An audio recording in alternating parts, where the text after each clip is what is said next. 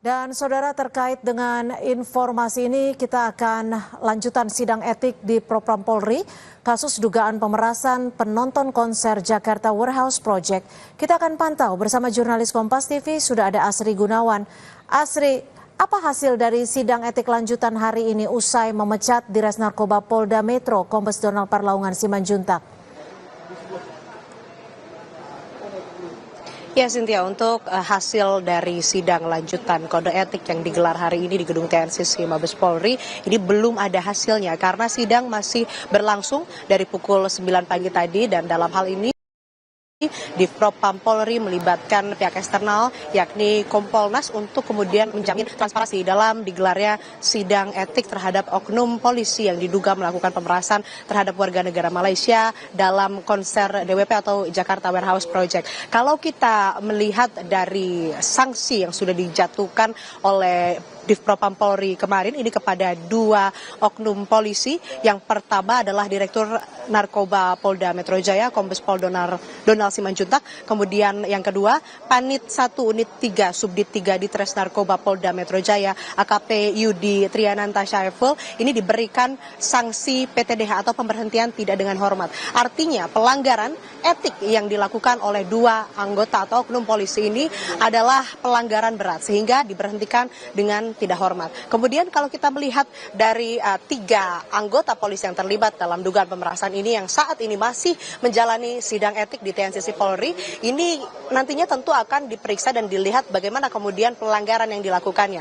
Apakah termasuk kategori ringan, sedang, atau berat. Dan dilihat juga bagaimana kemudian perannya. Apakah menjadi otak atau menjadi eksekutor yang melakukan di lapangan atau memberikan komando di lapangan atau bahkan terlibat dalam sirkulasi dana yang terjadi dalam pemerasan kepada warga negara Malaysia yang merupakan penonton konser Jakarta Warehouse Project. Jadi sampai saat ini kami pun masih menunggu, Cynthia dan saudara, bagaimana kemudian nanti hasilnya karena memang sidang digelar secara tertutup. Kami tidak bisa memantau bagaimana jalannya persidangan secara langsung. Nantinya akan bisa kami tanyakan begitu kepada pihak yang terkait, baik itu dari Div Propam Polri ataupun juga dari pihak Polri dan juga Kompolnas yang turut mengikuti sidang etik profesi terhadap oknum-oknum polisi yang melakukan pelanggaran etik. Nah, kalau juga kita lihat dari perannya memang belum diungkap begitu, Cynthia dan saudara. Tapi yang jelas dari kasus ataupun juga sidang etik ini ada lanjutannya, tidak berhenti sampai etik tapi juga ada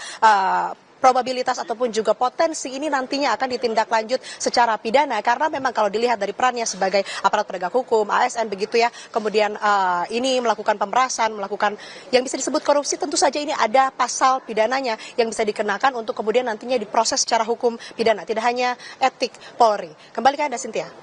Baik, terima kasih atas laporan Anda, Asri Gunawan.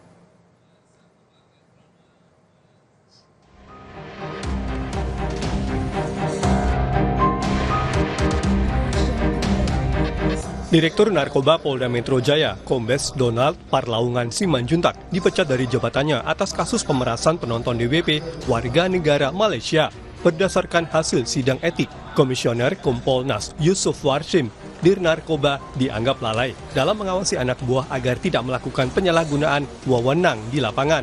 Dalam kasus ini, ada 18 anggota Polri yang menjalani sidang etik kasus pemerasan konser Jakarta Warehouse Project. Kalau untuk untuk pelaksanaan tugas pencegahan dan penindakan narkoba, itu tanggung jawabnya sepenuhnya ada pada direktorat itu. Narkoba, oke, baik. Namun, sebagaimana yang telah saya sampaikan beberapa waktu lalu, perlu tetap diminta pimpinannya itu dimintain klarifikasi atau jangan-jangan ya, masih ada pengawasan yang di atasnya itu tahu tapi tidak melaksanakan fungsi pengawasannya. Itu tetap dimintakan klarifikasi agar ke depan ini menjadi pelajaran bahwa sebagai pimpinan harus benar-benar kuat melaksanakan fungsi pengawasan melekat kepada bawahannya dalam pelaksanaan tugas. Sebelumnya, Kapolda Metro Jaya Irjen Karyoto menegaskan menindak tegas anggotanya yang terlibat kasus pemerasan penonton konser Jakarta Warehouse Project asal Malaysia dan berjanji semua yang terlibat menjalani sidang etik dilakukan untuk menentukan peran mereka dalam kasus pemerasan penonton DWP sekaligus menjatuhkan sanksi.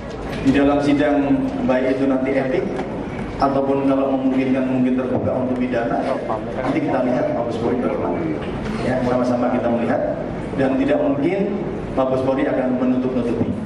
Reaksi cepat kami berikan atas pelanggaran-pelanggaran yang kami belum melakukan kode etik dulu, tapi sudah langsung saya tindak dengan demosi minimal itu. Dugaan pemerasan polisi mencuat usai muncul sejumlah pengakuan korban yang diunggah di akun media sosial X yang berisi adanya penangkapan sekitar 400 penonton dan melakukan tes urin. Hasil pemeriksaan Divisi Propam Polri terungkap, uang yang terkumpul dari upaya pemerasan terhadap 45 warga negara asal Malaysia diduga mencapai total 2,5 miliar rupiah.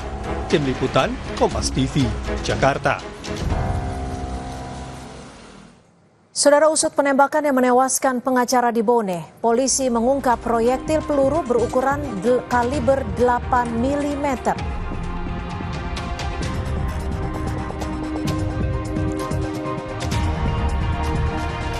Lainnya di Kompas Petang, pengemudi penabrak satu keluarga hingga tewas mengakui kendarai mobil dengan mengonsumsi narkoba.